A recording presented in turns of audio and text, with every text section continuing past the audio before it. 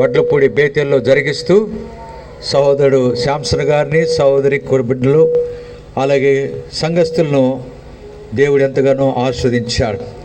అలాగున క్రమక్రమముగా సంవత్సరాలు జరుగుతుండగా దేవుని కార్యము నూతనపరచబడేదిగా ఉంటాం. మరి గడిచిన సంవత్సరం, ఈ సంవత్సరం యొక్క అనుభవంలో మరి దేవుడు మందిరం పైన రేకులు తీసివేసి మరలా స్లాబ్ వేసుకునే ధన్యత కూడా దేవుడు అనుగ్రహించాడు. క్రీస్తు యేసు మహిమలో ప్రతి అవసరమును తీర్చి చక్కగా ఆ మందిర స్లాబ్ వేసే ధన్యత దేవుడు అనుగ్రహించాడు. అలాగే అనేక ఆత్మలు కూడా సంఘంలో చేర్చబడటానికి దేవుడు ఎంతో సహాయపడుతూ వచ్చాడు. అలాగే సహోదరుడు శాంసన్ గారిని కూడా దేవుడు అనేక స్థలాల్లో కూడా మరి పరిచర్యలు వాడుకుంటూ, అలాగే దినాల్లో మధురా నగర్లో కూడా ఆదివారం పరిచర్య జరిగించే ధన్యత దేవుడు తన దాసునికి అనుగ్రహించాడు. అలాగే దేవుని కార్యములు సంవత్సరం జరుగుతుండగా నూతనపరచబడేదిగా ఉంటాం. అంత మాత్రమే కాదు, సంవత్సరాలు జరిగే కొలది సంఘము క్షేమాభివృద్ధి పొందే అనుభవం కలిగేదిగా ఉంటుంది. సంఘము ఎప్పుడైతే క్షేమాభివృద్ధి అనే అనుభవంలో కొనసాగుతుందో అప్పుడే ప్రభు రాకడ కొరకై సంఘము మహిమగల సంఘముగా, పరిశుద్ధమైన సంఘముగా సిద్ధపడేదిగా ఉంటుంది. అలాగున దేవుడు తన కార్యములు జరిగిస్తూ మరి ఇక్కడున్న వడ్లపూడి బేతేల్లో ఉన్న దేవుని ప్రజలను ప్రభు రాకడ కొరకై సిద్ధపడే ధన్యత దేవుడు అనుగ్రహించాడు. ఈ సాయంకాలం అనేకులంగా మనము ఈ స్థలంలో చేరి ఉంటున్నాం. మరి దీనికి ముందు, ఈ కోడికి ముందు ఈ గ్రామంలోనేమి, అలాగే రేవేంద్రపాడు ఈ చుట్టుపక్కల ప్రదేశాల్లో బహిరంగ సువార్తలో దేవుడు ఎంతో సహాయపడుతూ వచ్చాడు. కర్మేలు వ్యాన్ ద్వారాను, అలాగే ఎనికేపేట రహబత్తు మందిర వ్యాన్ ద్వారా సువార్త ఎంతో ఘనంగా దేవుడు జరిగిస్తూ వచ్చాడు. అలాగున దేవుని కార్యములు దేవుని ప్రజల మధ్యలో ఎన్నో రీతిలుగా దేవుడు కార్యాలు చేస్తూ, అలాగున ప్రతి సంఘం యొక్క క్షేమాభివృద్ధిని దేవుడు కలుగు చేస్తూ ఉన్నాడు. అలాగున సంఘము సంవత్సరాలు జరిగే కొలది క్షేమాభివృద్ధి పొంది ప్రభు రాకడ కొరకాయ మహిమగల సంఘాలుగా సిద్ధపట్టు కొరకాయ మరి రాత్రి ఒక విషయాన్ని మనం ధ్యానం చేయాలనుకుంటున్నాం. ఏంటి ఆ విషయం అంటే బేతేలు యొక్క అనుభవం, బేతేలు యొక్క ప్రత్యక్షత. అది ఎంతైనా అవసరంగా ఉంటుంది. బేతేలు మరి చాలా గొప్ప అనుభవం. మరి దేవుని మందిరముగా దేవుని కార్యాలు బేతేల్లో జరుగుతూ వచ్చినాయి. ఆ బేతేలు యొక్క ప్రత్యక్షత, ఆ దర్శనము, ఆ అనుభవాన్ని ఈ రాత్రికాల సమయంలో దేవుని వాక్యంలో నుంచి ధ్యానం చేద్దాం. అలాగున బేతేలు యొక్క అనుభవం చూడండి.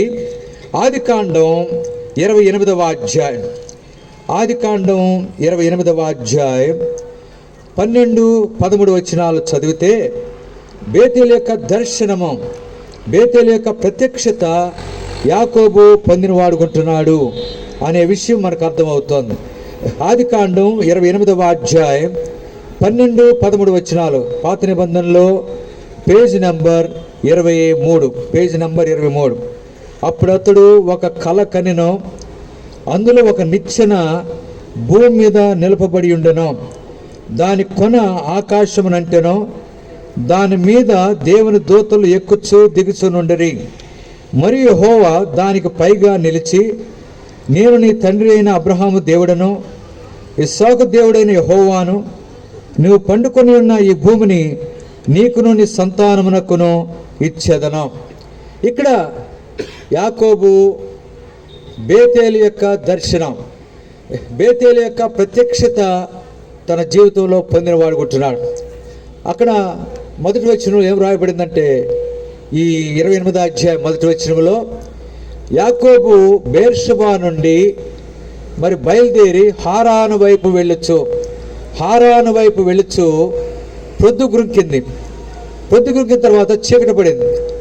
చీకటిలో ప్రయాణం సాగటం కష్టం కనుక ఆ రాత్రి యాకోబు ఏం చేశాడంటే ఆ చోటి రాళ్ళలో ఒక రాయి తలగడగా చేసుకుని యాకోబు నిద్రపోయిన వాడుకుంటున్నాడు. ఇంకో సంగతి, రాయి తలగడగా చేసుకుని నిద్రపోవటం అంటే సామాన్యమైన విషయం కాదు. మరి మామూలుగా మంచి మంచి ఖరీదైన దిండ్లు, బెడ్లు, పరుపులు ఇవన్నీ కూడా మనం కలిగి ఉన్నా అవన్నీ వాటి ద్వారా కూడా సరైన నిద్ర పట్టదు. మరి అట్లాంటిది రాయి తలగడగా చేసుకుని మరి ఎలాంటి నిద్ర పోయాడంటే మంచి శ్రేష్టమైన నిద్ర, మంచి గాఢ నిద్ర ఆయన పొందిన వాడుకుంటున్నాడు. గాఢ నిద్ర లేక మంచి నిద్ర యాకోబు పొందినాడు అనే దానికి రుజువేదంటే తాను కనిన కళ. ఆ నిద్రలో ఒక కళ యాకోబు కన్నాడు. ఆ కళలో యాకోబు ఏం చూశాడంటే ఒక నిచ్చెన చూశాడు. అది భూమి మీద దాని మొదలున్నది, దానిపైన కొన ఆకాశం అంటేది. ఈ నిచ్చెన మీద దేవుని దూతలు ఎక్కుచూ దిగుచూనున్నారు. ఆ తర్వాత ఆ పైన కొన దగ్గర దేవుడు, యెహోవా దేవుడు నిలిచి ఆయన ప్రత్యక్షమైనాడు. ఆ తర్వాత ఆ దేవుడు, యెహోవా దేవుడు యాకోబుతో కలలో ఏమని సెలవిచ్చాడంటే, నీ తండ్రి అయిన అబ్రహాము దేవుడనో, ఇస్సాకు దేవుడనో, తర్వాత ఇంకొక మాట ఏమన్నాడంటే 13వ వచనంలో, నీవు పండుకొని ఉన్న ఈ భూమిని నీకును నీ సంతానమునకును ఇచ్చేదను అని చెప్పి దేవుడు యాకోబుతో సెలవిచ్చిన వాడుకుంటున్నాడు. ఆ రీతిగా ఆ కళ యొక్క ఆధ్యాత్మిక అనుభవంలో యాకోబు యొక్క జీవితం కొనసాగుతూ వచ్చింది కనుకనే బేతేలు యొక్క అనుభవంలో యాకోబు చాలా గొప్పవాడైనాడు, ధన్యుడైనాడు. తన జీవితం సంపూర్ణంగా ఆశీర్వదించబడిందిగా ఉంటుంది. పెనియేలు యొక్క అనుభవంలో, పెనియేలు పోరాటంలో యాకోబు ఒక కోరిక కలిగి ఉన్నాడు. ఏంటా కోరిక? నీవు నన్ను ఆశీర్వదించితేనే కానీ నేను నిన్ను పోనీయను. తనతో యాకోబుతో పెనుగులాడిన వ్యక్తితో యాకోబు ఆ మాట సెలవిచ్చాడు, నీవు నన్ను ఆశీర్వదించితేనే కానీ నేను నిన్ను పోనీయను. ఆ తర్వాత మరి ఆ వ్యక్తి యాకోబును సంపూర్ణంగా ఆశీర్వదించిన వాడుకుంటున్నాడు. అలాగున దైవాశీర్వాదములు యాకోబు తన జీవితంలో పొందిన వాడుకుంటున్నాడు. సరే, ఇప్పుడు ఈ రాత్రి ఈ బేతేలు యొక్క ప్రత్యక్షతలో, దర్శనంలో 7 సంగతులు మనం జ్ఞాపకం చేసుకుందాం. ఈ 2 వచనాల్లో 12, 13 వచనాల్లో 7 శ్రేష్టమైన ఆధ్యాత్మిక లక్షణాల గురించి మనం ధ్యానం చేద్దాం. మొట్టమొదట యాకోబు యొక్క దర్శనములో ఆయన చూచింది ఏదంటే నిచ్చెన. నిచ్చెన చూడండి, 12వ వచనం. అతడు ఒక కల కనెను, అందులో ఒక నిచ్చెన భూమి మీద నిలపబడి ఉండెను, దాని కొన ఆకాశమునంటెను. కనుక ఈ నిచ్చెన యాకోబు మొట్టమొదట ఆ కలలో చూచిన వాడు ఉంటున్నాడు. ఈ నిచ్చెనే తన జీవితంలో ప్రాముఖ్యమైన అనుభవంగా ఉంటాం. ఈ రాత్రి ఈ నిచ్చెన యొక్క అనుభవం ప్రతి ఒక్కరూ, అనేకులు కలిగి ఉన్నారు. ఇంకా ఎవరైనా ఇక్కడ కూర్చున్న వాళ్ళు కానీ మైక్ ద్వారా దూరం నుంచి వింటున్నా ప్రియులారా, ఆ నిచ్చెన యొక్క అనుభవం ప్రతి ఒక్కరూ కలిగిన వారు ఉండాలి. ఏంటి ఆ నిచ్చెన యొక్క అనుభవం? ఆ నిచ్చెన ఎవరు? ఆ నిచ్చెన ఎవరికి సాదృశ్యంగా ఉందంటే ప్రభు అయిన యేసుక్రీస్తు వారు. ఆయనే ఆ నిచ్చెనకు సాదృశ్యంగా ఉన్నాడు. కనుక ఆ నిచ్చెన భూమి మీద ఉంది, దాని కొన, దాని క్రింద భాగం, దాని పై కొన ఆకాశమునంటెను. కనుక భూమిని ఆకాశమును కలిపిన నిచ్చెనగా ఆ నిచ్చెన మనకు అర్థమవుతుంది. కనుక దీన్ని బట్టి చూస్తే ఆ నిచ్చెన ప్రభు అయిన యేసుక్రీస్తు వారికి సాదృశ్యంగా ఉన్నది. దీన్ని బట్టి చూస్తే యేసు ప్రభు ఎవరు, ఆయన గురించి ఏంటి, బైబిల్ ఏం రాయబడుతుంది, ఏం రాయబడింది అనే విషయాలు మనం జ్ఞాపకం చేసుకుందాం. యేసు ప్రభు వారి గురించి ఆ నిచ్చెన యొక్క అనుభవంలో ఆయన మధ్యవర్తి. 1 తిమోతి 2వ అధ్యాయం 5వ వచనంలో ఆ మాట ఉంది. 1 తిమోతి 2వ అధ్యాయం 5వ వచనంలో దేవుడు ఒక్కడే, దేవునికి నరులకును మధ్యవర్తి ఒక్కడే, ఆయనే క్రీస్తు యేసు నరుడు. కనుక నిచ్చెనకు సాదృశ్యంగా ఉన్న ప్రభువైన యేసుక్రీస్తు వారు ఆయన మధ్యవర్తిగా ఉన్నాడు. కనుక మధ్యవర్తి అంటే భూమి మీద యాకోబు ఉన్నాడు, పైన ఆ కొన దగ్గర దేవుడైన యెహోవా ఉన్నాడు. కనుక ఈ మధ్యలో దేవుని దూతలు ఎక్కుచూ దిగుచుండి, కనుక ఆ అనుభవం యేసు ప్రభు వారిని సూచించేదిగా ఉంటుంది. ప్రభువైన యేసుక్రీస్తు వారు దేవునికినో మనుషులైన యాకోబుకు మధ్యవర్తిగా ఆయన కార్యము జరిగించిన వాడుకుంటున్నాడు. అందువల్లనే యేసుప్రభు వారు మధ్యవర్తిగా ఉన్న కారణం చేత యాకోబు యొక్క జీవితం ఆస్వాదించబడిన అనుభవం ఆయన కలిగిన వాడుకుంటున్నాడు. కనుక ఈరోజు దేవునికిను మనుషులకును మధ్యవర్తిగా యేసుప్రభు వారు ఉన్నాడు. ఎందుకు ఆయన మధ్యవర్తిగా రావాల్సి వచ్చిందంటే, మనుషులకిను దేవునికి ఉన్న సంబంధం కోల్పోయిందిగా ఉంటుంది, తొలగిపోయింది.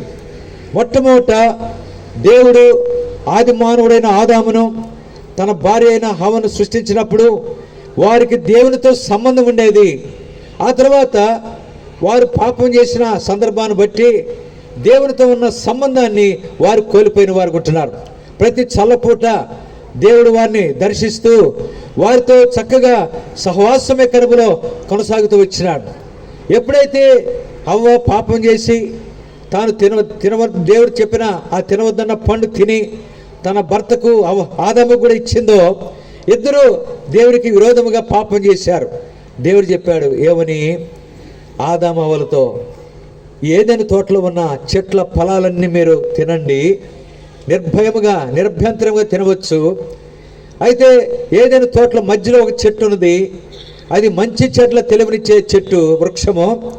ఆ చెట్టు ఫలం మాత్రం మీరు ఏమాత్రం కూడా తినకూడదు, మీరు తింటే నిశ్చయముగా చనిపోతారు, మరణిస్తారు అని దేవుడు ఆజ్ఞాపించినాడు. వాళ్ళు అనుకున్నారు దేవుడు ఎంత మంచి దేవుడు. ఇంకో సంగతి, ఒకవేళ ఒక్క చెట్టు కాయ మాత్రమే మీరు తినండి, తోటలో ఉన్న చెట్ల కాయలు మాత్రం మీరు తినకూడదు అని ఆజ్ఞాపించుంటే చాలా కష్టమయ్యేది మన పరిస్థితి, చాలా దురదృష్టవంతులు అని చెప్పి అనుకున్నారు. కానీ వాళ్ళు అనుకున్నారు చెట్లు కాయలన్నీ తినండి, ఒక్క చెట్టు కాయ తినొద్దు అన్నాడు. తీరా వాళ్ళు అనుకున్నారు ఒక్కటి తినకపోతే నష్టం ఏంటి, చక్కగా అన్ని చెట్ల కాయలు మనం తినొచ్చు కదా అని చెప్పి అనుకున్నారు. ఈ లోపల దేవునికి విరోధైన సాతానుడు సర్పరూపములో వచ్చి చివరికి ఆదాము హవ్వలను మోసం చేశాడు. దేవుడు మీకు చెప్పాడా ఆ చెట్టుకాయ తినవద్దన్నాడా? అయితే ఒక సంగతి, మీరు నా మాట వినండి, మీరు కానీ ఆ చెట్టుకాయ, అది మంచి చెట్ల తెలివినిచ్చే ఆ చెట్టు పండు మీరు తింటే మీరు దేవతలైపోతారు, మీ కళ్ళు తెరవబడతవి అని చెప్పి ఆ ఆదాము హవ్వలకు ఆ సాతాను సర్పరూపంలో ఉన్న ఆ సాతాను సెలవిచ్చాడు.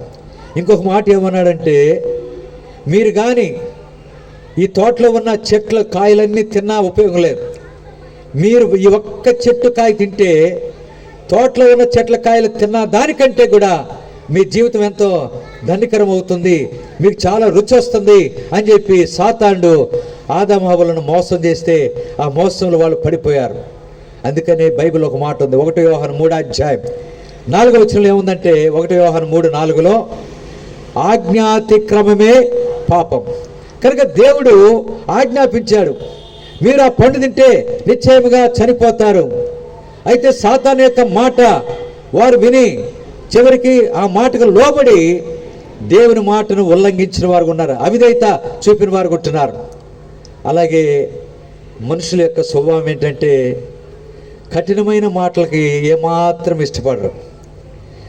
ఎంతో స్మూత్గా ఎంతో చక్కగా చెప్తే అవి బాగా ఇష్టపడతారు. ఉదాహరణగా ఏ డాక్టర్ను ప్రజలందరూ ఇష్టపడతారంటే, ఒక డాక్టర్ దగ్గరికి వెళ్ళారు. డాక్టర్ దగ్గరికి వెళ్ళిన తర్వాత డాక్టర్ పరీక్ష చేసి మరి మందులు ఇస్తూ ఒక మాట చెప్పాడు, మీరు ఈ మందులు వాడండి, కానీ కఠినమైన పథ్యం చేయాలి, మీరు కానీ పథ్యం చేయకపోతే మీకు ప్రమాదం ఉంటుంది అని చెప్పి డాక్టర్ ఇచ్చాడు హెచ్చరిక. మళ్ళీ ఇంకో డాక్టర్ దగ్గరికి పోయారు. పోయిన తర్వాత డాక్టర్ గారు పరీక్ష చేసి మందులు ఇచ్చి, మీరు మందులు వాడండి, మీరు ఏదైనా తినండి, మీరు నిరభ్యంతరంగా తినచ్చు, మీకు ఏమీ కాదు అంటే, అప్పుడు అంటారు ఆ ప్రజలు, ఆ డాక్టర్ దగ్గరికి వెళ్ళిన ప్రజలు, అబ్బా ఎంత మంచి డాక్టరు, ఎంత మంచి డాక్టర్ మనకి ఎవరు దొరుకుతారు అని చెప్పి ఆ డాక్టర్నేమో ఎండగడతారు. ఏది పచ్చి ఉండాలని చెప్పిన డాక్టర్ను, ఏ డాక్టర్ అయితే మీరు అన్ని తినొచ్చు అని చెప్పాడో ఆ డాక్టర్ గారిని గురించి ఊరంతా ప్రచారం చేస్తారు. మీరందరూ కూడా ఆ డాక్టర్ దగ్గరికి వెళ్ళండి, ఆయన చాలా మంచి డాక్టర్ అని. అలాగే సాతాను యొక్క మాట కూడా చాలా చక్కగా రమ్యంగా ఉంది. చివరికి ఆ పండు ఎట్లాంటి మరి దృశ్యాన్ని చూపించాడంటే, ఆహారమునకు మంచిదియో కన్నులకు రమ్యముగా ఎంతో చక్కగా ఆ పండును చూపించాడు సాతాను. అందుకనే వారు ఆ పండు తిని వారు పాపము చేసిన వారు అయినారు. అక్కడ ప్రారంభమైంది. దేవునితో ఉన్న సంబంధాన్ని, సహవాసాన్ని వారు పోగొట్టుకున్నారు. ఏదైనా తోటలో నుండి వారు బయటకు పంపివేయబడే పరిస్థితి ఆదాము హవ్వలకు కలిగిందిగా ఉంటుంది. ప్రియులారా, అలాంటి భయంకరమైన పరిస్థితి. అందుకని బైబిల్లో రోమాపత్రిక 5వ అధ్యాయం 12వ వచనంలో ఒక మాట ఉంది. రోమా 5:12లో ఒక మనుషుని ద్వారా పాపము ద్వారా మరణమును లోకములో మనుషులందరికీ సంప్రాప్తమైంది. అలాగనే ఒక మనిషిని ఆదాము హవ్వలు చేసిన పాపాన్ని బట్టి లోకంలో ఉన్న మనుషులందరూ కూడా పాపులైన వారు ఉంటున్నారు. అందుకని బైబిల్ ఒక మాట ఉంది, రోమపత్రిక 3వ అధ్యాయం 23వ వచనంలో, ఏ భేదము లేదు, అందరూ పాపము చేశారు. ఈ పాపం అనేది మానవులందరికీ సంప్రాప్తమైందిగా ఉంటుంది. అందువల్లనే స్త్రీకి పుట్టిన ప్రతి ఒక్కరూ ఈ లోకంలో పాపులుగా పుడుతున్నారు. అందుకని దావీదు మహారాజు ఒక మాట అన్నాడు, కీర్తన 51:5 వచనం అంటాడు, నేను పాపములో పుట్టినవాడు, నా తల్లి నన్ను పాపంలోనే గర్భం ధరించింది, నేను పాపిని. ప్రియులారా, భయంకరమైన పరిస్థితి. మానవులందరూ కూడా, స్త్రీకి పుట్టిన ప్రతి ఒక్కరూ పాపములో పుడుతున్నారు. ఈ పాపము ఎలాంటి పరిస్థితి తీసుకొచ్చిందంటే, దేవునితో ఉన్న సంబంధాన్ని తీసివేసిందిగా ఉంటుంది. దేవునితో ఎటువంటి సంబంధం లేకుండా కోల్పోయిన వారు ఉంటున్నారు. అందుకని బైబిల్లో యెషయా గ్రంథం 59వ అధ్యాయం 1వ వచనంలో ఏం రాయబడిందంటే, 2వ లైన్లో, మీ దోషములు మీకును మీ దేవునికి ఎలాగొచ్చినాయి అంట? అడ్డముగా వచ్చినాయి. మీ దోషములు మీకును మీ దేవునికి అడ్డముగా వచ్చినాయి. కనుక 2వ వచనంలో ఈ పాపం అనేది దేవునికి మరుగు చేసిందిగా ఉంటుంది. దేవుని చూడలేకుండా అయిపోయిన వారు ఉంటున్నా.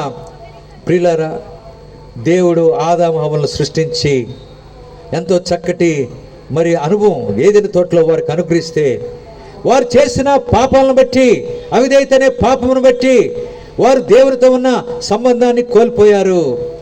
అదే పరిస్థితి దినాలు గడిచే కొలది కొనసాగుతూ వచ్చారు. అలాంటి పరిస్థితుల్లో దేవుడు ఎంత బాధపడినాడంటే, తాను స్వయంగా చేతులతో కలుగు చేసిన మానవులు తన సృష్టికర్తను మరిచిపోయి ఆయనతో ఉన్న సంబంధాన్ని కోల్పోయి చివరికి ఎంత భయంకరమైన పరిస్థితికి గురైపోయినారంటే, దేవుడే సృష్టించిన సృష్టికర్త ఆయన ఎంత బాధపడినాడంటే, యెషయా గ్రంథం 1వ అధ్యాయం 2వ వచనంలో రెండింటిని సాక్షులుగా పెట్టుకున్నాడు. ఏ రెండింటిని సాక్షులుగా పెట్టుకున్నాడు? ఆకాశము, భూమి. అందుకని బైబిల్లో రాయబడింది 1వ అధ్యాయం 2వ వచనం, ఆకాశమా ఆలకించు, భూమి చెవియకు. నేను పిల్లలు పెంచి వారిని గొప్పవారికి చేశాను, అయితే వారు నా మీద తిరుగుబాటు చేసి ఉన్నారు. ఎంత విచారకరమైన పరిస్థితి. అందుకనే దేవుడు రాశాడు, ప్రతివాడు ఎక్కడ వ్యాధి కలిగి ఉన్నాడంటే నడినెత్తిని, తల మొదలుకొని అరికాలు వరకు కొంచెమైన స్వస్థత లేదు. ఎక్కడ చూసినా పచ్చిపుండ్లే, గాయాలే, అవి పిండబడలేదు, మెత్తన చేయబడలేదు, నూనెతో మరి మెత్తన చేయబడలేదు అనే మాటలు రాయబడి. ప్రియులారా, మానవుని యొక్క పరిస్థితి చాలా ఘోరంగా తయారైపోయింది. దేవునితో ఉన్న సంబంధం ఎప్పుడైతే కోల్పోయారో, అందువల్లనే దేవుడు మరలా దూరం అయిపోయిన మనుషులందరూ కూడా ఎలాంటి స్థితిలో ఉన్నారంటే, దేవునికి ముఖాన్ని మరుగు చేసి వారు వీపులు చూపించేవారు అయిపోయారు. సృష్టికర్తనే దేవునికి వారు వీపులు చూపించి దేవునికి వ్యతిరేకంగా తిరిగిపోయిన వారు ఉంటున్నారు. అందుకనే దేవుడు బైబిల్లో ఒక మాట వ్రాయించాడు, మీరు నా తట్టు తిరిగిన ఎళ్ళ నేను మీ తట్టు, మీరు నా తట్టు తిరిగిన ఎళ్ళ నేను మీ తట్టు తిరుగుదును అని దేవుడు మానవులతో సెలవిచ్చిన వాడుకుంటున్నాడు. అయినా కానీ దేవుని తట్టు తిరగటానికి ఎవరు కూడా ఇష్టపడలే. కొంతమంది తిరిగినాగను మళ్ళా అవిధేయులై దేవునికి వ్యతిరేకంగా కార్యములు చేస్తూ వచ్చారు. అందువల్ల దేవాది దేవుడు, సృష్టికర్త అనే దేవుడు ఏమాత్రం కూడా మనుషులు తనకు దూరం అయిపోవటం, లేకపోతే తమ వీపు చూపించి తిరుగుబాటు చేసిన అనుభవంలో వారు ఉండటం ఆయనకి ఏమాత్రం ఇష్టం లేక ఒక పిలుపిచ్చాడు. ఏంటి ఆ పిలుపు అంటే, యెషయా గ్రంథం 1వ అధ్యాయం 18వ వచనం. యెషయా గ్రంథం 1వ అధ్యాయం 18వ వచనంలో ఏం రాయబడిందంటే, రండి మన వివాదము తీర్చుకుందాం. మీ పాపములు రక్తం వల్ల ఎర్రవైనను అవి హిమం వల్లే తెల్లనవగను, కెంపు వల్లే ఎర్రవైనను అవి గొర్రెబచ్చ వలె తెల్లని వగను. రండి మన వివాదము తీర్చుకుందాము. ప్రియులారా, దేవుడు ఎంత ప్రేమ గలవాడు. నశించిపోయే మానవులు, నరకానికి వెళ్ళేది ఇష్టం లేక వారందరినీ, మనుషులందరినీ రండి మనం సరి చేసుకుందాం. అందుకనే 19వ వచనంలో ఒక మాట ఉంది, మీరు సమ్మతించి నా మాటను వినేలా భూమి యొక్క శ్రేష్టమైన పదార్థములను మీరు. ఎంత గొప్ప దేవుడు, ప్రేమ గలవాడు. ఆయన ప్రేమ స్వరూపి. ఆ ప్రేమ ఆయన విడిచిపెట్టేవాడు కాదు. మనుషులు దూరం అయిపోయిన వారి విషయమై ఎంత బాధపడుతున్నాడు. రండి మన వివాదం తీర్చుకుందాం. అందువల్ల వివాదం తీర్చుకోవాలంటే ఇద్దరి మధ్యలో గొడవ వచ్చింది. ఆ గొడవ తీర్చబడాలంటే ఎవరు అవసరమైంది? ఆ ఇద్దరి మధ్యలో మధ్యవర్తి, మీడియేటర్ కావాలి. కనుక దేవునికి మనుషులకు సంబంధం లేకుండా ఉంది. మరి అలాంటి పరిస్థితుల్లో దేవునితో సంబంధం ఏర్పాటు చేయటానికి ఎవరు కావాల్సి వచ్చిందంటే మధ్యవర్తి. ఎవరా మధ్యవర్తి? తన ప్రియ కుమారుడైన యేసుప్రభువారు.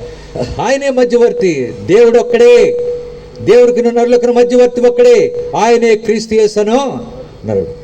అందువలన ఆ దేవాది దేవుడు తన ప్రియ కుమారుడైన యేసుప్రభువారిని మధ్యవర్తిగా 2024 సంవత్సరాల క్రితం ఈ లోకానికి మానవుడిగా రావాల్సి వచ్చాడు. ఆయన లోకంలో కొన్ని సంవత్సరాలు జీవించి చివరికి ఆ మధ్యవర్తిత్వం చేయాలంటే తాను బలి కావాల్సి వచ్చింది. దేవునితో సంబంధం ఏర్పరచాలంటే సామాన్యమైన విషయం కాదు.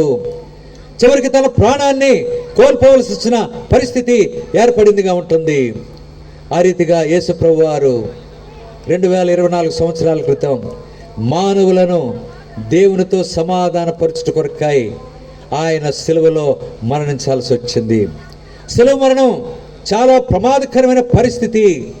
ప్రియులారా, దేవునికి విరోధంగా మనం ఉన్నాం కనుక ఆ సిలువ మరణం లేక మరణం, మన పాపానికి తగిన శిక్ష మనం పొందాలి.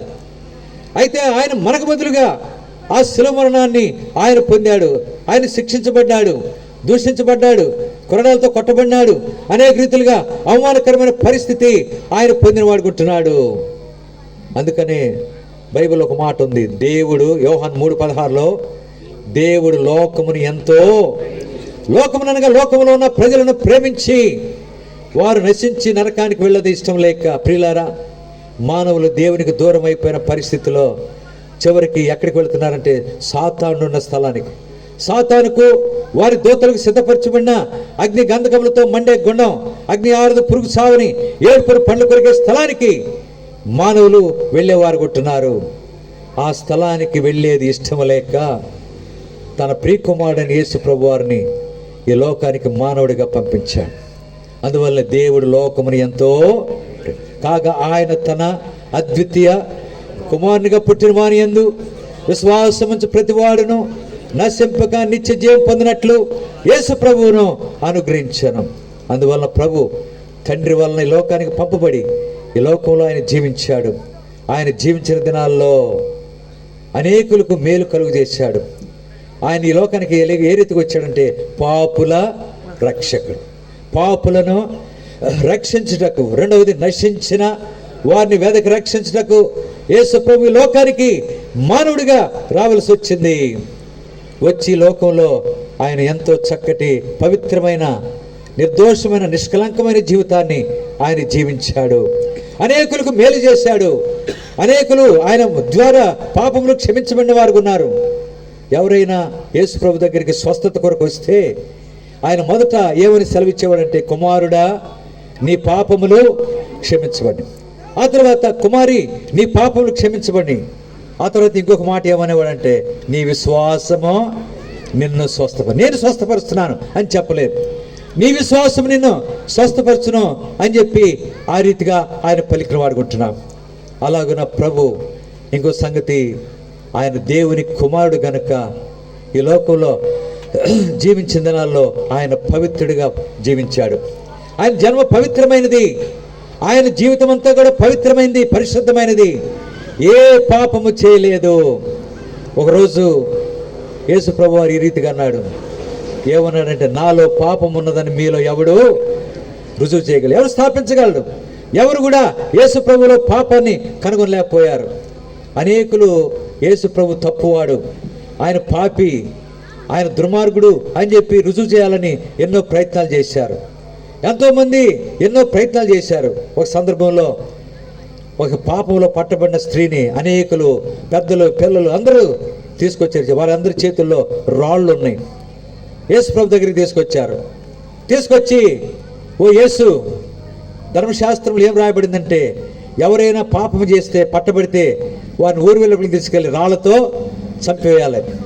కనుక ఈ స్త్రీ పాపం చేస్తుంటే పట్టబడింది, అందుకని నీ దగ్గరికి తీసుకొచ్చాం, నీవేం చెప్తావో చెప్పు అని చెప్పి పెద్దలు, పిల్లలు అందరూ కూడా రాళ్ళు పట్టుకుని ఉన్నారు. యేసు ప్రభు వారు నేల మీదకు వంగి ఏమో వ్రాయిచుండారు. ఏం రాస్తున్నాడు? వాళ్ళందరూ పాపాలు రాస్తున్నాడు. ఎవరెవరు ఏ పాపలు ఉన్నారో అన్ని సంగతులు వాళ్ళ గురించి వ్రాస్తారు. చివరికి వాళ్ళు అనుకుంటున్నారు ఈయనేదో కాలయాపన చేస్తున్నాడు అని చెప్పి, ఓ యేసు, ఏంటి నువ్వు చెప్పమేంటి అని చెప్తే ప్రభు లేచి ఒకే ఒక మాట అన్నాడు, మీలో పాపము లేని వాడెవరో మొదట ఆ స్త్రీ మీద రాయి వేయండి. అంతే, అక్కడ రాయబడింది. పెద్దల మొదలుకొని పిల్లల వరకు అందరూ రాళ్ళు ముందు ఆ పాపంలో పట్టబడిన స్త్రీ మీద కాదు వేసేది. ఎవరి మీద వేయాలని వచ్చారు? యేసు ప్రభు మీద వేయాలని చూశారు ఆ రాళ్ళు. ఎందుకంటే ఆయన మీద కోపం. అందువలన చివరికి ఆ రాళ్ళన్నీ ఎటుబడేశారో వెళ్ళిపోయారు. అందుకని వాక్యంలో ఒక మాట ఉంది, ఏ భేదము లేదు, అందరూ. అయితే యేసు ఒక్కడే పాపం లేనివాడు, యేసు ఒక్కడే పరిశుద్ధుడు, యేసు ఒక్కడే నీతిమంతుడు. ఆయనలోనే ఏ దోషము, ఏ పాపము లేకుండా ఆయన జీవిస్తూ వచ్చాడు. చివరికి ఆ స్త్రీ దగ్గరికి వచ్చి, ఆమె పాపంలో పట్టబడిన స్త్రీయే, కానీ ప్రభు ఎంత ప్రేమ గలవాడంటే ఆయన ఏమన్నా సంబోధించాడంటే, అమ్మా, ఎవడును నిన్ను శిక్షించలేదా? నీ మీద ఎవరు రాయలేదా? నిన్ను శిక్షించలేదా అని ఇంకో మాట ఏమన్నారంటే, ప్రభు మంచి ప్రేమతో ఆ స్త్రీతో, అమ్మా, ఇక నువ్వు వెళ్ళి నేను నిన్ను శిక్షించను, నీ వెళ్ళి ఇక పాపమో చేయి. ప్రియులారా, యేసు ప్రభు ఒక్కడే పాపం లేనివాడు. ఆయన పాపరహితుడు. మిగతా వాళ్ళంతా పాప సహితులు. అందరూ ఎటు వెళ్ళిపోయారు. ఆ పాపం లేని యేసు ప్రభు వారు పాపులను రక్షించడానికి అర్హత కలిగిన వాడు. అందుకనే యేసు ప్రభు వారు ఒక మాట్లాడు, పాపములు క్షమించుటకు మనిషి కుమారునికి భూమి మీద ఏముందంట? అధికారం కలదు అని చెప్పి ఆయన స్పష్టంగా తెలియపరిచిన వాడు కొంటున్నాడు. ఆ తర్వాత పాపము పోవాలంటే ఒక్కటే అవసరం. ఏంటది? విలువైన, అమూల్యమైన, నిర్దోషమైన రక్తం. ఈ లోకంలో ఎన్నో రక్తాలు ఉన్నాయి. పూర్వదినాల్లో పాపం పోవాలంటే, పాప పరిహారమునకు జంతువులు, పక్షులు వాటిని బలిగా అర్పించేవాళ్ళు. కాలక్రమేణా పాప తీవ్రత ఎక్కువైపోయింది, ఆ రక్తం కూడా సరిపోవట్లేదు. అందువల్ల ఒక మనిషి యొక్క రక్తం కావాల్సి వచ్చింది. ఈ లోకంలో ఎక్కడ చూసినా అందరి రక్తాల్లో పాపం ఉన్నది, అందరి రక్తాల్లో దోషం ఉన్నది. అందువల్ల దోషము లేని రక్తము, నిర్దోషమైన, నిష్కలంకమైన, అమూల్యమైన, విలువైన రక్తము కలిగిన వాడు ఒక్కడే ప్రభు అయిన యేసుక్రీస్తు వారు. ఆయన ఒక్కడే. అందుకని బైబిల్ ఒక మాట ఉంది, హెబ్రీ 9:22లో, రక్తము చిందింపకుండా పాప క్షమాపణ కలుగు. ఏ రక్తం? అమూల్యమైన రక్తం. ఆ రక్తము చిందించడానికి తండ్రి వలన ఈ లోకానికి యేసు ప్రభు వారు పంపబడి చివరికి ఆయన ఘోరమైన శిలువ మరణాన్ని పొందినాడు.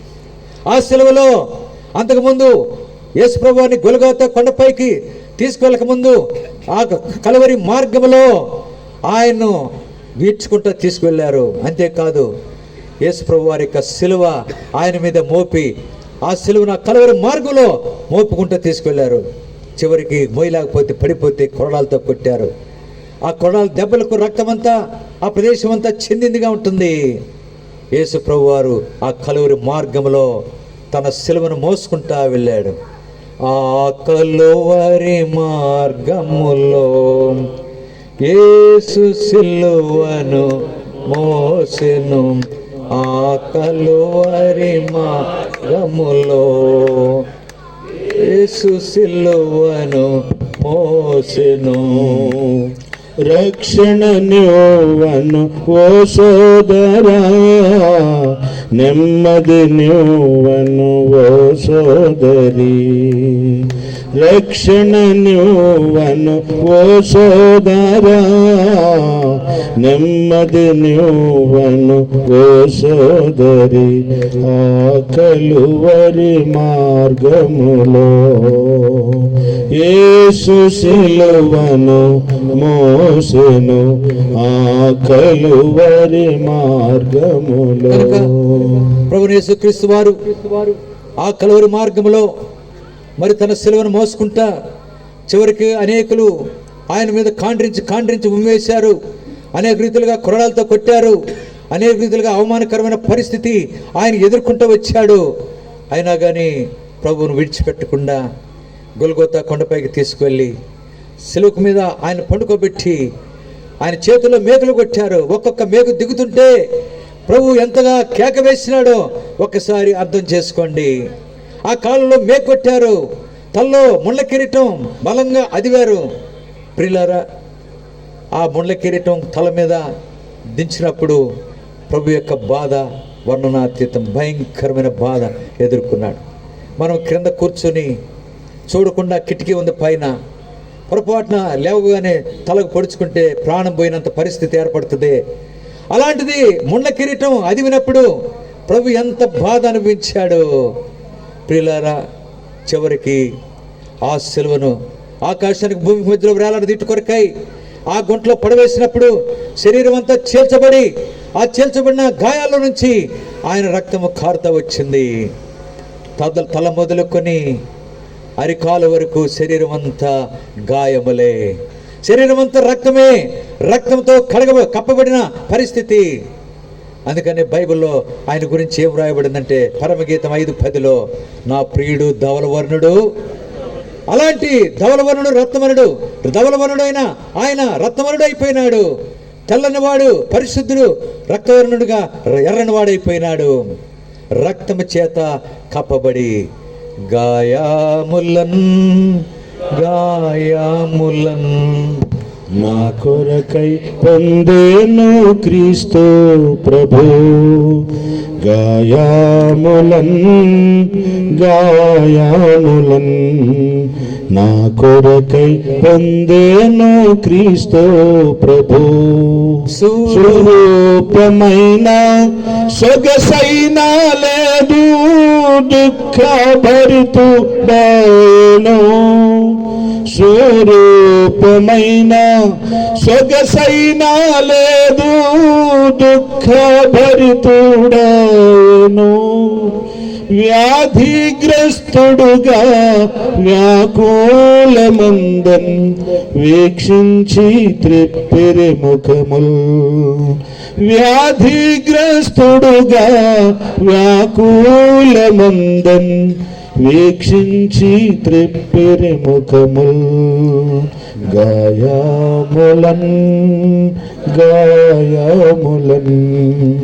నా కొరకై పొందేను క్రీస్తు ప్రభు. గాయాములన్ నా కొరకై పొందేను క్రీస్తు ప్రభు. మా రోగములను మా దుఃఖములను మనకై తానే భరించే.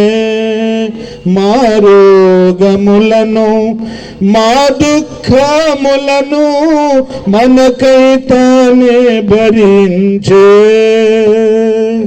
మొత్తబడెను బాధించబడెను ఎంతో శ్రమనందే మనకై. మొత్తబడెను బాధించబడెను ఎంతో శ్రమనందే మనకై. గాయాములన్ నా కొరకై పొందేను క్రీస్తు ప్రభు గాయములను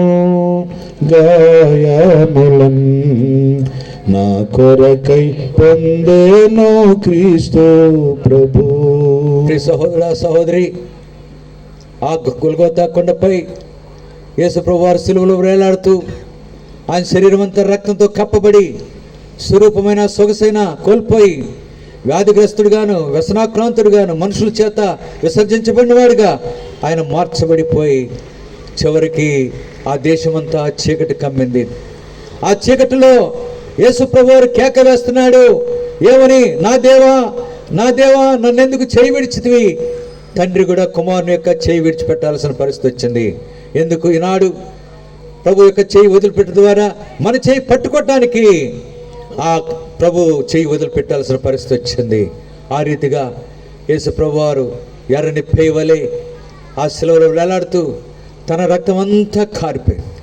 చివరికి ఒకడు ప్రక్కన బల్యంతో పొడిస్తే రక్తము నీరు కారి చివరికి యేసు ప్రభువారు ఒక కేక వేశాడు. నా తండ్రి, నీ చేతికి నా ఆత్మను అప్పగిస్తున్నా అని చెప్పి చనిపోయి సమాధి చేయబడి తిరిగి 3వ దినమున సజీవుడిగా లేచిన యేసు ప్రభువారు ఈ రాత్రి ఒక శ్రేష్టమైన సందేశాన్ని ప్రతి ఒక్కరికి, ఇంకెవరైతే రక్షించబడలేదో, మారు మనసు పొందకుండా పాపములు క్షమించబడకుండా జీవితంలో కొనసాగుతున్నారో అలాంటి వారిని ఉద్దేశించి ఏమని సెలవిస్తున్నాడంటే, బూదిగంతముల నివాసులారా నా వైపు చూచి రక్షణ. నా వైపు చూడు, సిలువేయబడిన నా వైపు. తల్లో ముళ్ళ కిరీటం, ఆ ముళ్ళ కిరీటం నీ తల్లో పెట్టబడాలి. ఒకసారి చూడు. రెండవది, నా చేతుల్లో ముళ్ళు లేకపోతే మేకులు, అలాగున మీ చేతుల్లో ఆ మేకులు కొట్టబడాలి.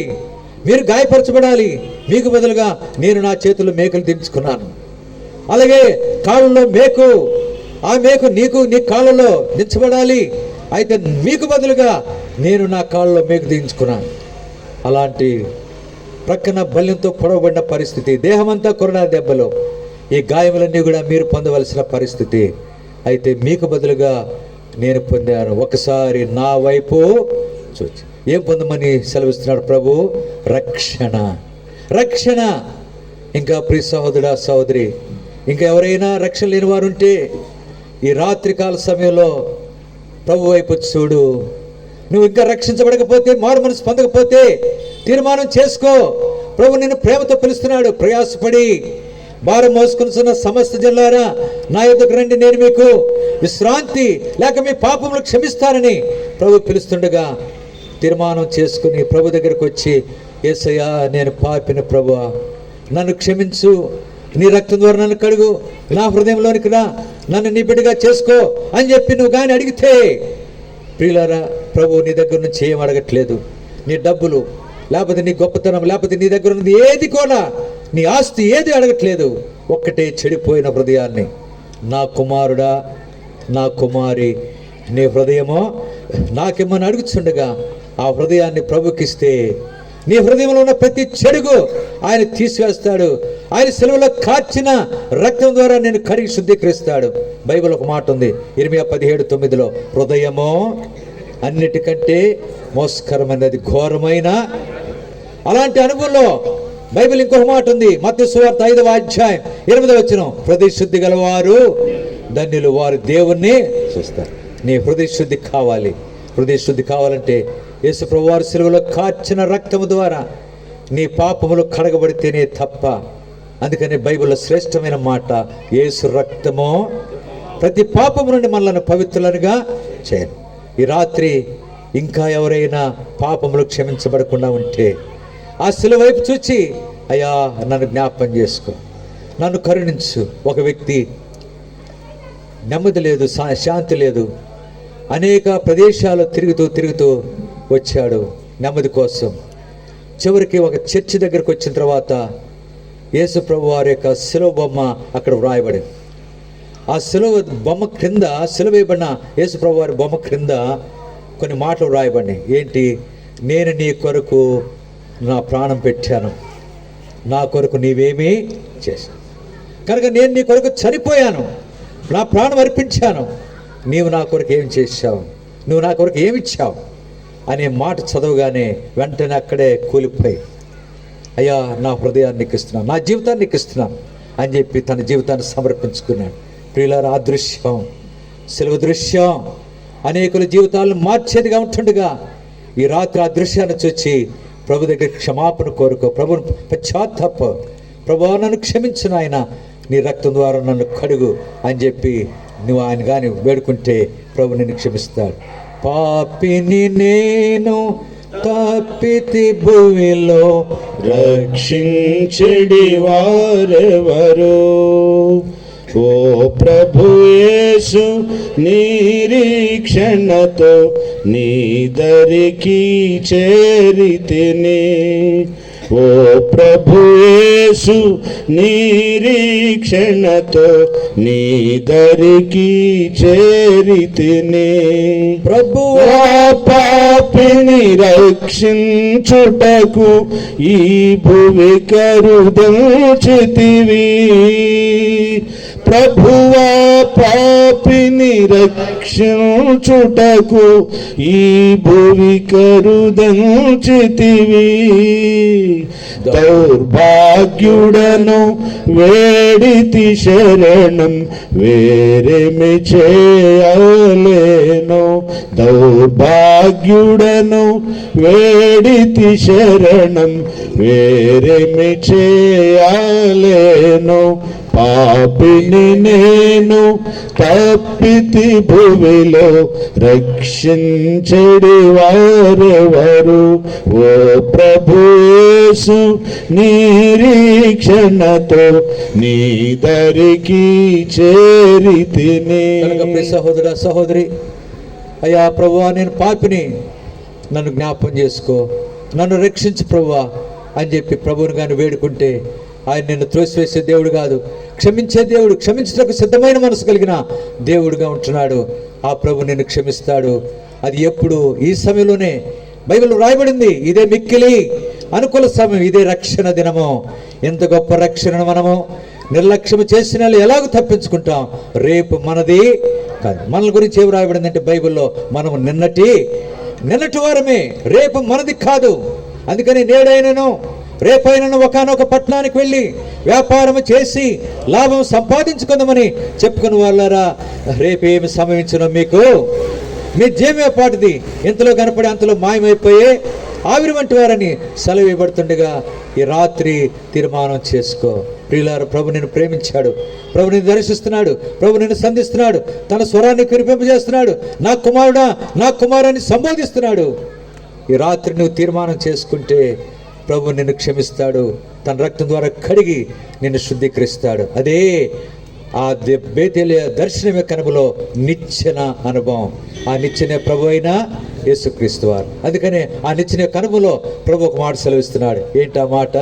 యోహాను సువార్త 14:6 నేనే మార్గమును సత్యమును జీవమునై ఉన్నాను, నా ద్వారానే తప్ప ఎవరును తండ్రి యొద్ద కనుక పరలోక రాజ్యంలో ప్రవేశింపలేరని ప్రభు హెచ్చరించేవాడుకుంటున్నాడు. కనుక తీర్మానం చేసుకుని, ఇంకెవరైనా సరే, ఒకవేళ మీరు ఏ మతానికి, ఏ కులానికి, ఏ సంబంధం అయినా సరే, ప్రభు నిన్ను ప్రేమిస్తున్నాడు. నువ్వు నశించి నరకానికి వెళ్ళేది ఆయనకి ఏమాత్రం ఇష్టం లేదు. అందరూ అంతటా మారుమనసు పొందాలని కోర్చు నిన్ను ప్రేమతో పిలుస్తున్నాడు. ప్రియులారా, ప్రభు వచ్చే దినాలు దగ్గర పడిని కనుక మరణం అనేది ఎప్పుడు వస్తుందో తెలియదు. కనుక తీర్మానం చేసుకుని ప్రభువును రక్షకునిగా, దేవునిగా అంగీకరించాలని బైబిల్ ఒక మాట ఉంది, యెహోవా తమకు దేవుడు కాగల జనులు, ఇటు స్థితి గల వారు ధన్యులు. యెహోవా తమకు దేవుడు కాగల జనులు, యేసు ప్రభు తమకు దేవుడు కాగల జనులు ధన్యులు. ఆ ధన్యకరమైన జీవితాన్ని నీ జీవితంలో పొందాలని ప్రభు పేట మనవి చేస్తున్నాం. ఇది నిచ్చెన యొక్క అనుభవంగా ఉంటాం. ఆ తర్వాత ఆ నిచ్చెన మీద దేవదూతలు ఎక్కుచు దిగుచుండ్రు. ఎక్కుట కనుక రెండవదిగా ఎక్కుట అనేది దేని సూచిస్తుందంటే ప్రార్థనా జీవితం. కనుక ఎక్కుట అనేది ప్రార్థనా జీవితాన్ని సూచించేదిగా ఉంటుంది.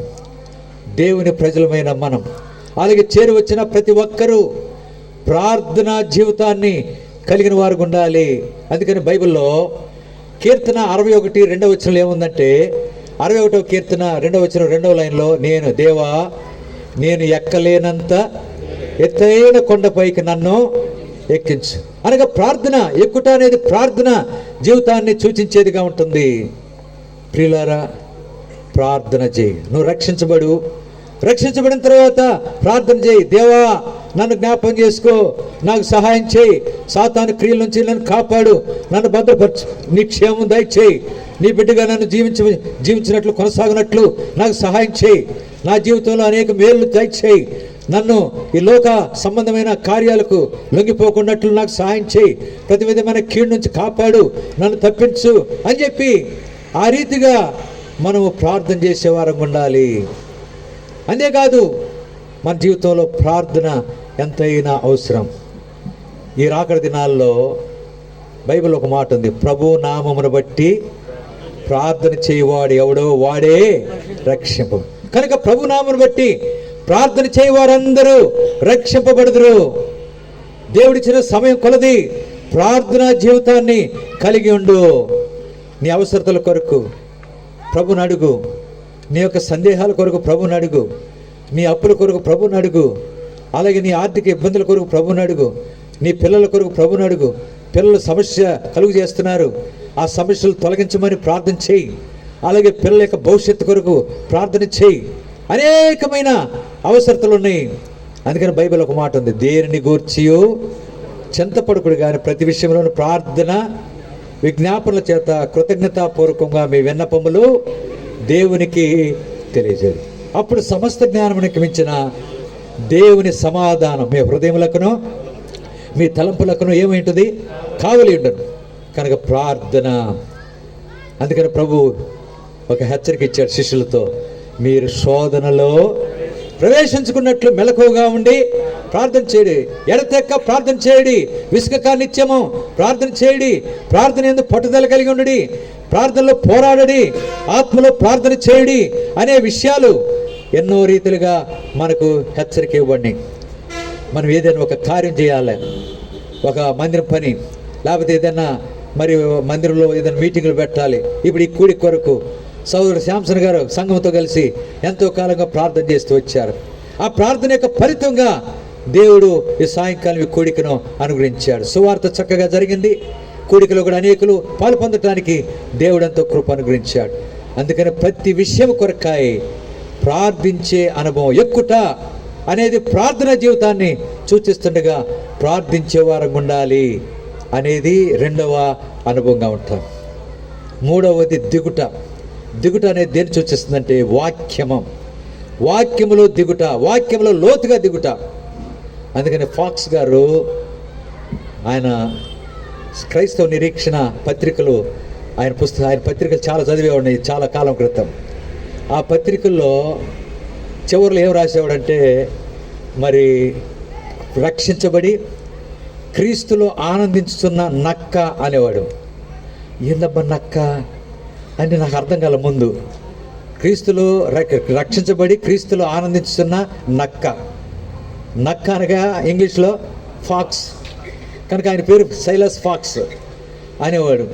ఆయన రాసిన పత్రికలు ఏమనేవాడంటే, మీరు లోతుగా దిగండి, లోతుగా దిగి వాక్యమును మరి గొర్రెలకు మేత వేయండి, లేకపోతే లోతుగా దిగి వాక్యం ధ్యానించి చక్కటి వాక్యమును అందించండి.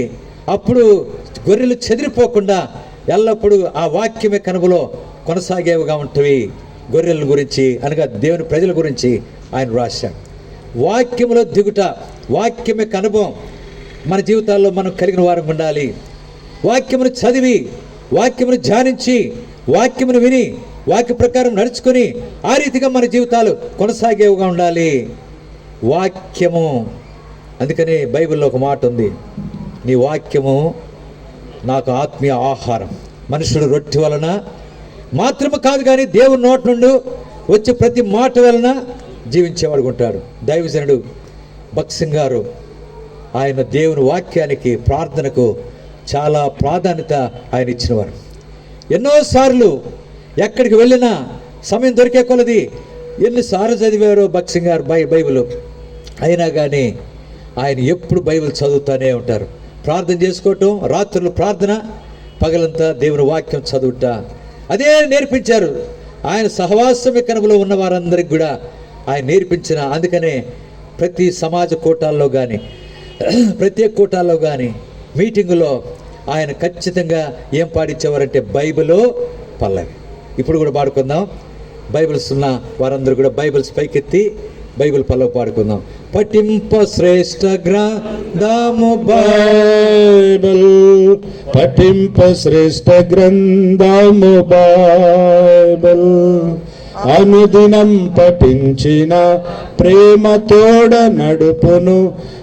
పఠింప శ్రేష్ఠ గ్రంథము Bible. The Best book to read is the Bible. The best book to read is the Bible. If you read it every day, it will help you all the way.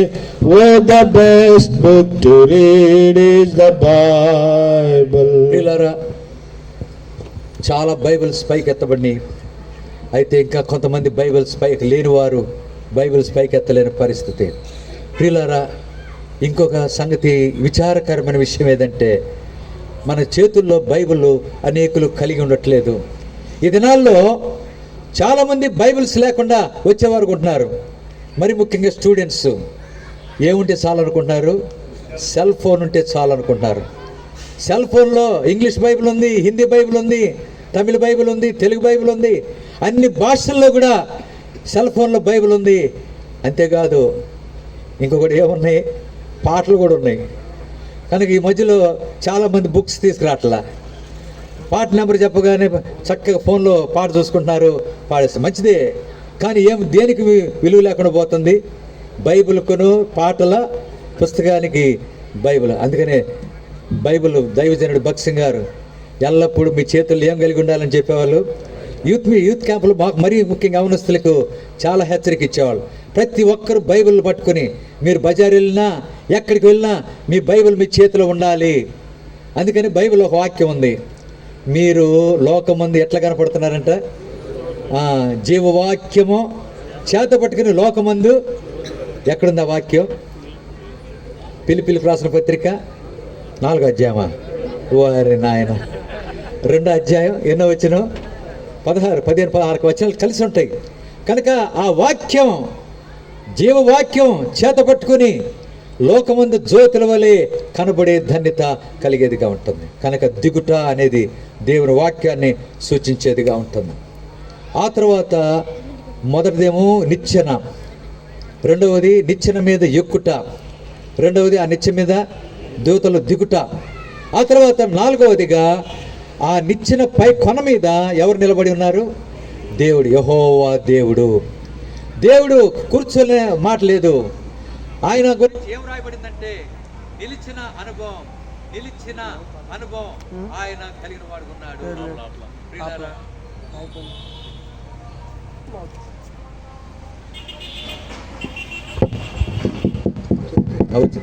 నిలిచి, యెహోవా దేవుడు నిలిచి అనే మాట రాయబడిందిగా ఉంటుంది.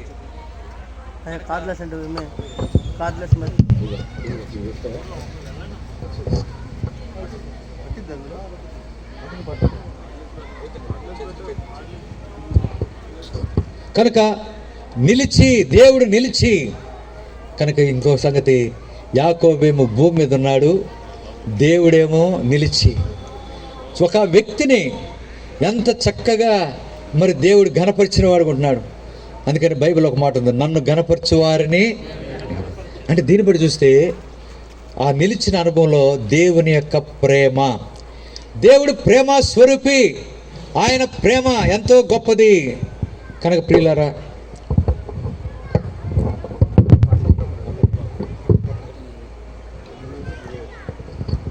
కనుక ప్రేమ, దేవుడు ప్రేమ స్వరూపి.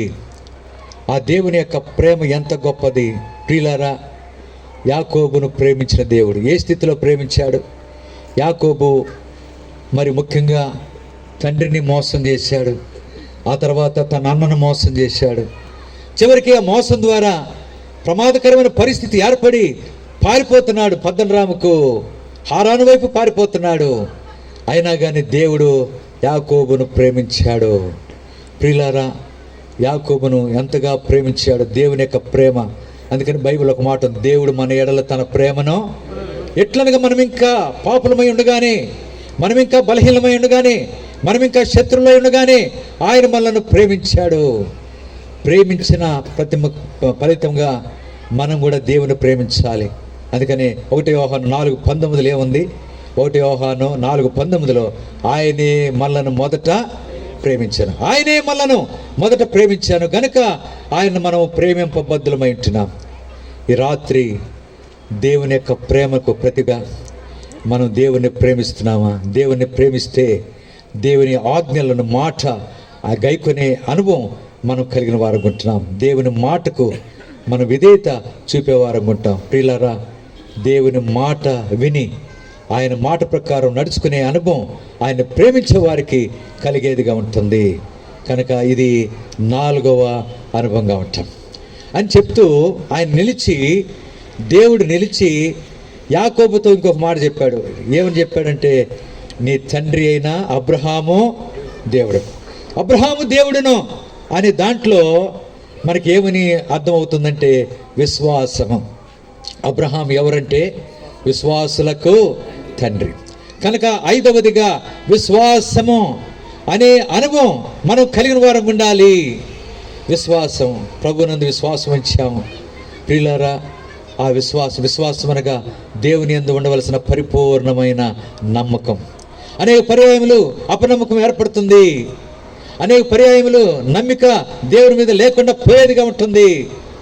అన్ని అనుమానాలే, ప్రతి దానికి అనుమానం. దేవుడు తప్పకుండా సహాయం చేయగలడు, దేవుడు ఈ కార్యం చేయగలడు అంటే చేస్తాడా? అవునా, నిజమా అంటారు. సరే, అంతకుముందు మార్తతో ప్రభు ఏమన్నాడంటే, మార్త నీ సహోదరుడు లేస్తాడు అని. ఆమంది, నా సహోదరుడు పునరుద్ధానంలో అప్పుడు లేస్తాడన్న. కాదు, ఇప్పుడే లేస్తాడని ప్రభు చెప్పాడు. చెప్పిన తర్వాత మరి సమాధి దగ్గరికి వచ్చారు. సమాధి దగ్గరికి వచ్చినాక ప్రభు ఏమని సెలవిచ్చినాడంటే, ఆ రాయి తీసివేయి. వెంటనే అందుకుంది, కరెంట్ షాక్ లాగా వచ్చేసింది. అయ్యా, 4 రోజులైంది, ఆ రాయి తీస్తే ఏం కొడతాడు? వాసన అని చెప్తే వెంటనే ప్రభు అన్నాడు, మార్త, నేను నీకు చెప్పలేదా? నీవు నమ్మిన ఎడల దేవుని మహిమ చూస్తావని నేను చెప్పలేదా? అన్ని అనుమానాలే, ప్రతి దానికి ఇది మనం ఏంటంటే, మనకు ఇంకొక ఆయన ఉన్నాడు, మంచి నెంబర్ 1 అనుమానం వ్యక్తి. ఎవరాయన? తోమ. ఆయన అన్నాడు, ప్రభువుని చూశాము, ఆయన మాకు ప్రత్యక్షమై మీకు సమాధానం కలుగునుగాక అని చెప్పినాడంటే, అబ్బే మీరు చాలా పొరపాటు చేశారు, మీరు అటు చేశారు కానీ నేను మాత్రం అటు చేయను. నేనేం చేయాలా? ఆయన గాయాల్లో నా వ్రేలు పెట్టి చూస్తే కానీ నమ్మనే. ఆ తర్వాత ప్రభు తోమాను గద్దించినాడు, ఏమని? నమ్మిన ఎడలా నమ్ముట కాదు, నమ్మిన వానికంటే చూడక నమ్మిన వారు. తర్వాత ఇంకొక మాట ప్రభు తోమాతో అన్నాడు, అవిశ్వాసివి కాక విశ్వాసము లేకుండా దేవునికి ఇష్టడై ఉండుట అసాధ్యం. కనుక 5వదిగా ఆ దర్శనములో, బేతేలు దర్శనములో విశ్వాసమే అనుభవం మనం కలిగిన వారం ఉండాలి. చివరిగా 6వదిగా ఏ దేవుడు అని చెప్పాడు? దేవుడు ఇస్సాకు దేవుడు అనగా నిరీక్షణ అనేది 6వదిగా మనకు బయలుపరుస్తుంది. ప్రియులారా, నిరీక్షణ. ఈనాడు క్రైస్తవ నిరీక్షణ, దేని కొరకు మనం నిరీక్షణ కలిగిన వారు ఉన్నామంటే ప్రభు యొక్క రాకడ, ప్రభు వచ్చే దినాలు దగ్గర పడి. ఒక పిల్లవాడు ఈ మధ్యలో నాతో మాట్లాడుతూ నాతో ఏం చెప్పాడంటే, అయిపోయింది, ఎర్రని పెయ్య ప్రత్యక్షమైంది, కనపడింది, కనుక యెరూషలేము దేవాలయం కట్టేస్తారు, తర్వాత ప్రభు వచ్చేస్తున్నాడు, దేవాలయం కట్టినాక ప్రభు రాకడ వస్తుంది, ఆ తర్వాత ఇంకా జరగాల్సినవన్నీ జరిగిపోతాయి. అర్జెంటుగా 5వ క్లాస్ చదువుతున్నాడు, అర్జెంటుగా నాకు బాప్తిస్మం ఇవ్వమంటున్నాడు. సరే, నేను నీకెన్నో సంవత్సరం అంటే నాకు 11వ సంవత్సరం అన్నాడు. అట్లయితే 12 ఎప్పుడు వస్తాయి అన్నా? 12 జూన్లో వస్తాయి అన్నాడు. అప్పుడు తీసుకుంది కానీ అన్న. ఎందుకు చెప్తున్నానంటే ప్రభు వచ్చే దినాలు దగ్గర పడినాయి. ప్రియులారా, ప్రభు ఎప్పుడు వస్తాడో మనకు తెలియదు. పరిస్థితులన్నీ మారిపోతున్నాయి, రాకడకు సూచనలన్నీ నెరవేరిపోయినాయి. ఆయన ఎప్పుడు వస్తాడో మనకు తెలియదు. కనుక ప్రభు రాకడ కొరకై నిరీక్షణతో ఎదురు చూద్దాం. ఏనాడు ఎప్పుడో నీవు వచ్చేదావో, ఏనాడు ఎప్పుడో నీవు వచ్చేదావో, ఆనాటి వరకు నే కనిపెట్టేదన్, ఆనాటి వరకు నే కనిపెట్టేదన్. క్రైస్తవ జీవితం సౌభాగ్య జీవితం, ప్రభు పిల్లలకు ఎంతో ఆనందం. క్రైస్తవ జీవితం సౌభాగ్య జీవితం, ప్రభు పిల్లలకు ఎంతో ఆనందం. కనుక ఏనాడు ఎప్పుడు నీవు వస్తావో ఆనాటి వరకు నేను కనిపెట్టుకుంటాను, ఎదురు చూస్తాను అన్న నిరీక్షణ. ఏ నిరీక్షణతో ఎదురు చూద్దాం? ప్రభు రాకడ కొరకై శుభప్రదమైన నిరీక్షణ. అలాగే ఇస్సాకు దేవుడు అనేది నిరీక్షణ. ఆ తర్వాత నేను నీకును నీ సంతానానికి ఏమిస్తానని దేవుడు వాగ్దానం చేశాడు? భూమి. 7వదిగా భూమి. కనుక ఆ భూమి యొక్క అనుభవంలో ఎవరు భూమిని స్వతంత్రించుకుంటారని బైబిల్లో ఉంది?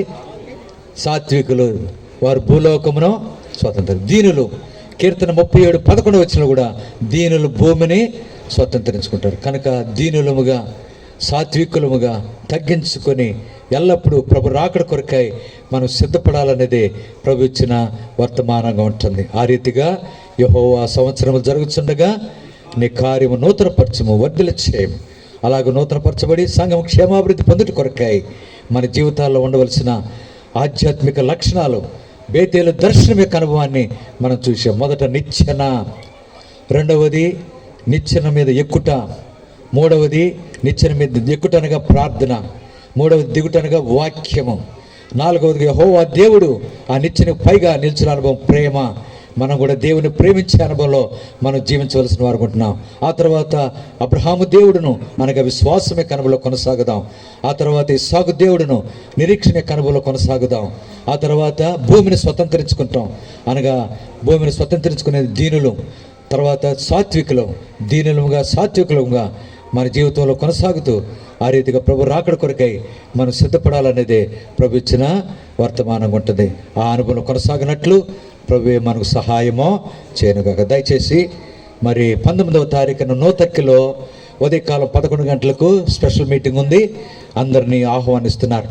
21 సాయంకాలం 22 ముఖ్యంగా కేతనకొండలో ప్రత్యేక మరి వార్షికోత్సవ కృతజ్ఞత కూడికొన్నది. 22 శుక్రవారం కేతనకొండలో కూడా అందరు రావాలని కోరుచున్నారు. అలాగే 24వ తారీఖు సాయంకాలం, ఆదివారం సాయంకాలం హనుమాన్ జంక్షన్లో అక్కడ సోదరుడు సాల్మన్ వారు కూడా ప్రత్యేక కూడికి ఏర్పాటు చేసుకుంటున్నారు. అందరినీ కూడా ఆహ్వానిస్తున్నారు. కనుక రాబోయే దినాల్లో అనేక స్థలాల్లో ప్రత్యేక కూడికలు ఇవన్నీ కూడా మరి ఏప్రిల్ 5, 6 తారీఖుల్లో గన్నవరంలో సేవకుల మీటింగు, ప్రత్యేక కూడికలు, ఇంకా అనేక కార్యక్రమాలు ఉంటున్నాయి. వాటి కొరకు మీ ప్రార్థనలో జ్ఞాపకం చేసుకోవాలని ప్రభు పేరిట మనవి చేస్తున్నాను. ప్రార్థన చేసుకుందాం. మరి కర్మెల్ డేవిడ్ రాజు గారు, హెచ్బి కాలనీ డేవిడ్ రాజు గారు ప్రార్థన చేస్తారు.